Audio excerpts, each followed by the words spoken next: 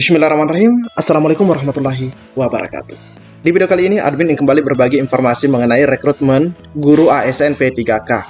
Dan di sini ada kabar baik di tanggal 26 Juli 2022 rekan-rekan ya. Jadi buat rekan-rekan semua yang lagi menonton di video ini, silahkan disimak dengan baik videonya, karena ada begitu banyak kabar menarik di video kali ini. Dan buat rekan-rekan yang baru saja mampir di channel ini, silahkan tekan tombol subscribe. Jangan lupa aktifkan lonceng notifikasinya, agar rekan-rekan tidak ketinggalan dengan info-info terupdate setiap harinya. Jika sudah, admin ucapkan terima kasih. Kita lanjut ke info intinya. Nah, yang pertama di sini admin akan bagikan informasi dari Provinsi Nusa Tenggara Barat, di mana di sini untuk nama-nama belum kami dapatkan dari kementerian. Nanti kalau sudah ada, Tiang infokan. Tolong Tiang infokan lagi. Nah, di mana di sini dikatakan bahwa lebih diperjelas ya. Data PG yang dikirim oleh Panselnas itu berdasarkan absensi tanggal 25, yang infonya diundur. Badan Kepegawaian Daerah melakukan validasi pemetaan kesesuaian dengan jalan per PG per mapel, rekan-rekannya, sesuai dengan kedekatan dari domisili. Nah ini, rekan-rekannya dilihat juga sesuai dengan domisili, kedekatan dengan domisili. Maksudnya penempatannya, rekan-rekannya. Selanjutnya, dikirim kembali ke Panselnas. Jadi setelah divalidasi, itu dikirim kembali rekan-rekan ya, untuk di breakdown lagi ke sistem SSC ASN, yang nanti akan diberikan pilihan ke yang PG untuk memilih yes or no. Jadi data yang ada di Panselnas itu dikembalikan ke BKD untuk dicek kembali rekan-rekan ya. Nah, jadi misalnya kalau ada yang sudah ditetapkan agak jauh dari domisilinya, nanti BKD kembali melihat, karena BKD lah yang paling tahu jauh dekatnya lokasi tersebut dengan peserta PG. Nah, rekan-rekan ya. Nah, selanjutnya di sini kita lihat juga informasi dari Jawa Tengah, di mana Assalamualaikum, mohon izin kami menyampaikan hasil audiensi FGL-PG P3K Dikmen Provinsi Jawa Tengah dengan Komisi E DPRD Provinsi Jawa Tengah dan Dinas Pendidikan, rekan-rekan ya, di Provinsi Jawa Tengah. Nah, di mana di sini ada 7 poin. Audiensi FGL-PG P3K Dikmen Jateng dengan Komisi E dan Dinas Pendidikan ya, Provinsi Jawa Tengah berlangsung dengan baik dan lancar. Data dari Kepala Bidang Ketenagaan PG tanpa formasi di Pemprov Jateng sebanyak 10.099. Ini cukup banyak rekan-rekan ya. Terus penetapan sementara. Nah, ini penetapan sementara untuk kuota formasi P3K 2022 ada 4.351 yang sudah ditetapkan rekan-rekan ya. Nah, ini sudah ada 4.300 lebih dengan rasio 1:30. Artinya baru mencapai 4.351. Jadi masih ada 5.748 yang belum tercover. Jadi yang belum tercover ini masih banyak rekan-rekan ya, tapi yang sudah tercover di sini alhamdulillah sudah mencapai 4.351. Ini sudah hampir 50%. Komisi E mendesak kepada Kepala Bidang Ketenagaan untuk merasionalisasikan. Nah, ini kembali dari 1:30 menjadi 1:24. Artinya bisa mencapai 10.000 lebih kuota formasi di tahun 2022. Yang kelima, untuk menyelesaikan PG tanpa formasi, Komisi E mendesak Dinas Pendidikan Jateng dengan melakukan progres pengusulan kuota formasi secara bertahap.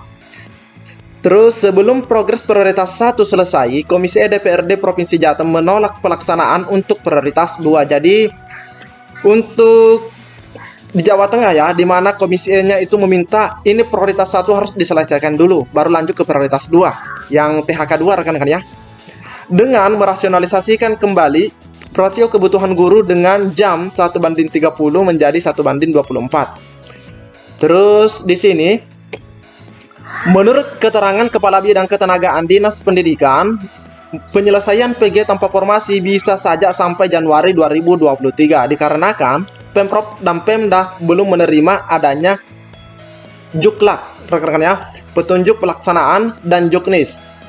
Apapun kuota P3K Pemprov 2022, Jateng bersifat dinamis untuk hasilnya, rekan-rekan ya. Dari Jawa Tengah, jadi ada 5.000 lebih yang belum tercover dan ada 4.300 lebih yang sudah tercover rekan-rekannya penempatannya.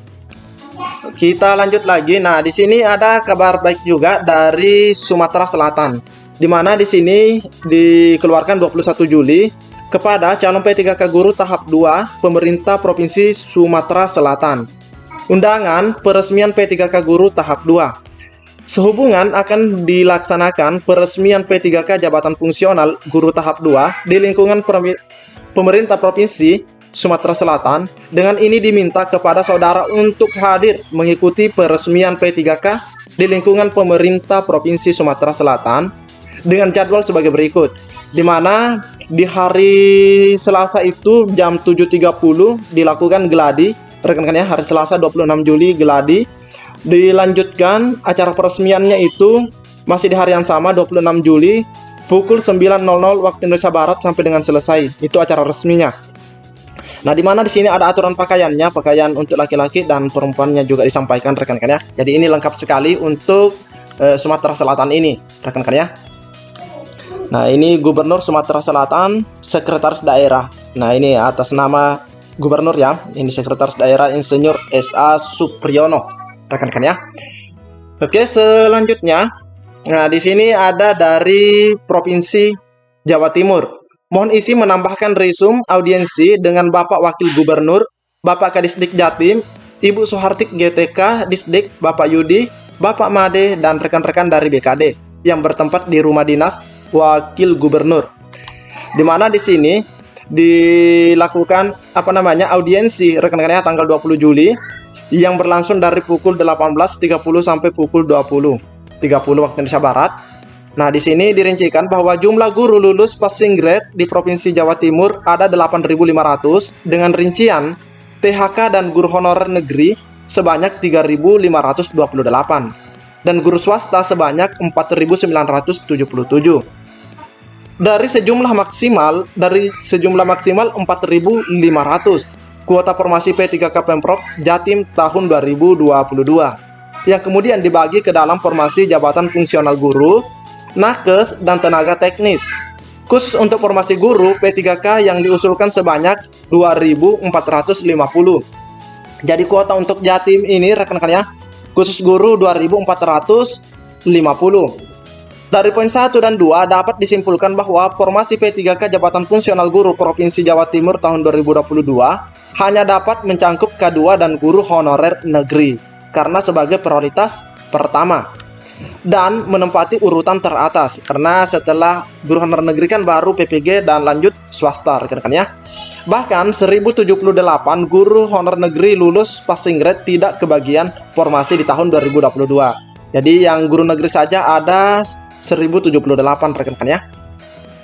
Terkait dengan usulan DPK, Pemprov sudah mengajukan dari bulan September 2021, namun ditolak karena mengacu pada Undang-Undang ASN.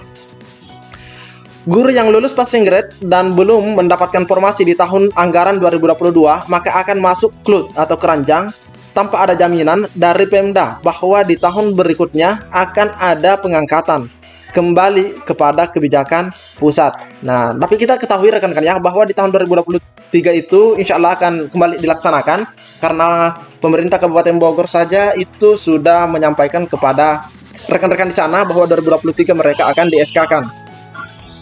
Guru yang sudah dipecat oleh sekolah atau yayasan insya Allah akan dibantu Pak Wakil Gubernur dan pihak Kadis memfollow up kepala sekolah atau yayasan yang bersangkutan agar ditindaklanjuti dan diberikan pengarahan sehingga dapat berdampak menghilangkan sikap stereotip sekolah atau yayasan lain dalam menerima guru lulus passing grade.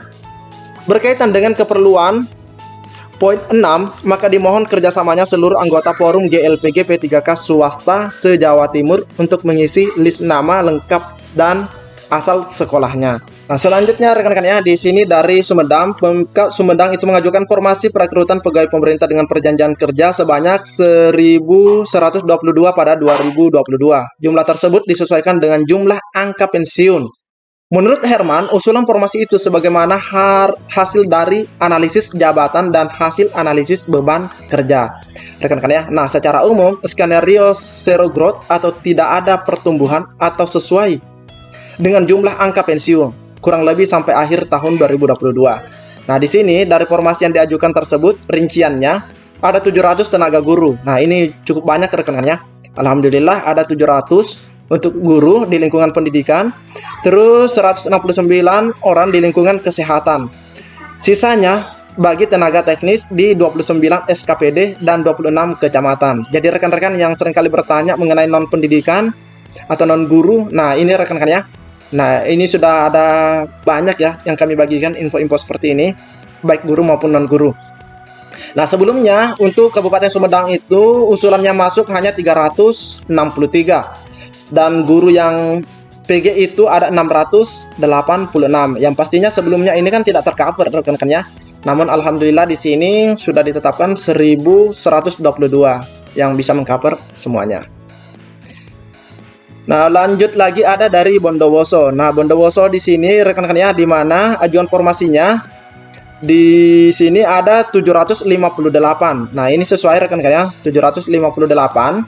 Selanjutnya di sini guru yang PG itu hanya 197. Nah, ini sudah pasti mengcover juga rekan-rekan ya, sudah mengcover juga yang lulus passing grade ini. Ini hal yang baik sekali.